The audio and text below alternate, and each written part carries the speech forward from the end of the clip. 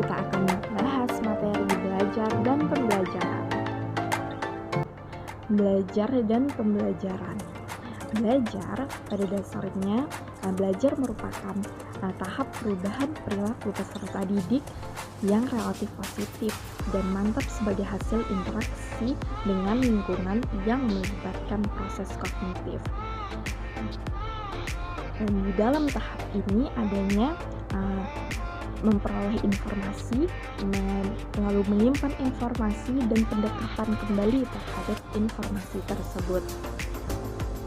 Secara garis besarnya, maka belajar merupakan sebuah proses individu untuk memperoleh sebuah perubahan tingkah laku yang menetap, baik yang dapat diamati atau yang tidak dapat diamati secara langsung, sebagai suatu hasil latihan atau pengalaman dalam interaksi.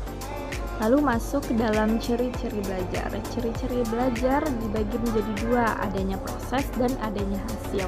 Di dalam proses seperti adanya aktivitas, melibatkan unsur lingkungan, bertujuan untuk mengubah dan terjadinya perubahan tingkah laku. Lalu di hasil, mencapai hasil bersifat relatif tetap dan diperoleh melalui usaha.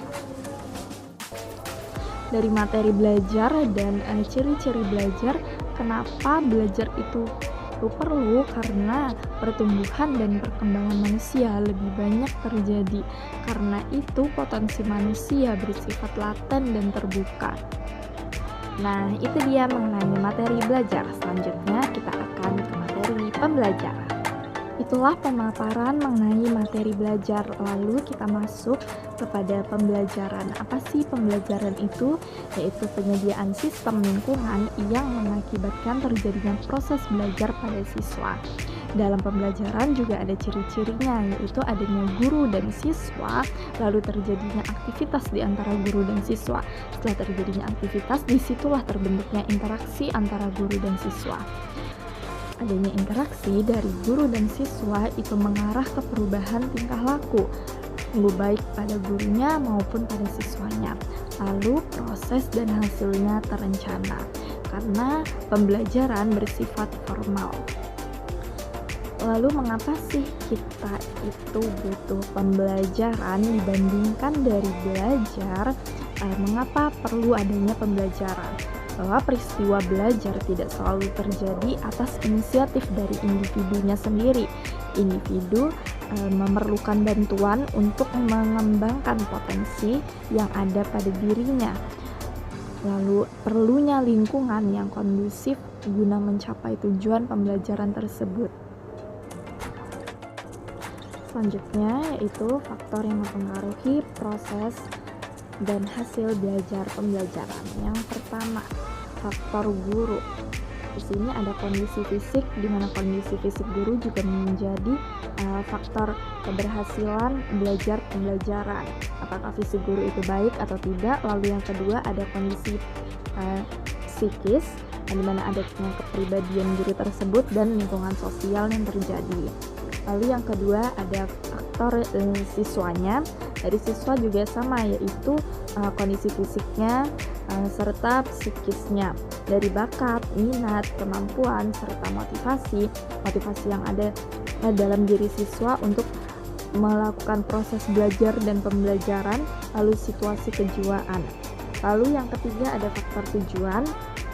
Dalam faktor tujuan di mana adanya kejelasan, urgensi, serta tingkat kesulitan. Lalu yang keempat ada faktor materi. Di dalam faktor materi jelas untuk disampaikan secara lugas, menarik, sistematis, dan jenis materi yang dipilih. Lalu yang kelima ada faktor instrumental, kelengkapan, kuantitas, serta kualitas. Dan yang terakhir faktor lingkungan. Di dalam faktor lingkungan juga fisik, yaitu dalam fisik ini lingkungan itu termasuk suhu dan kelembapan, serta sosial manusia dan representasi manusia. Belajar dan pembelajaran terkait dua hal yang berkesinambungan tersebut, dapat beberapa hal yang kita tarik benang merahnya. Pembelajaran merupakan kegiatan yang melibatkan interaksi sosial antara guru dan murid atau siswanya. Tanpa adanya interaksi sosial ataupun dua peran tersebut, maka suatu kegiatan tidak dapat disebut pembelajaran. Belajar merupakan suatu kegiatan seseorang dalam menempuh ilmu dan menambah pengetahuan serta wawasan baru dari berbagai sumber. Sumber yang didapat dari belajar dapat diambil dari tempat atau orang. Ketika belajar dari orang ke orang, dari siswa ke guru, maka interaksi pembelajaran terjadi. Maka dapat kita ambil bahwa belajar dan pembelajaran berkesinambungan. Dalam pembelajaran pasti ada belajar, tetapi saat kita melakukan kegiatan belum tentu itu terjadi suatu pembelajaran. Itu saja dari saya materi belajar dan pembelajaran. Mohon maaf bila ada salah kata dalam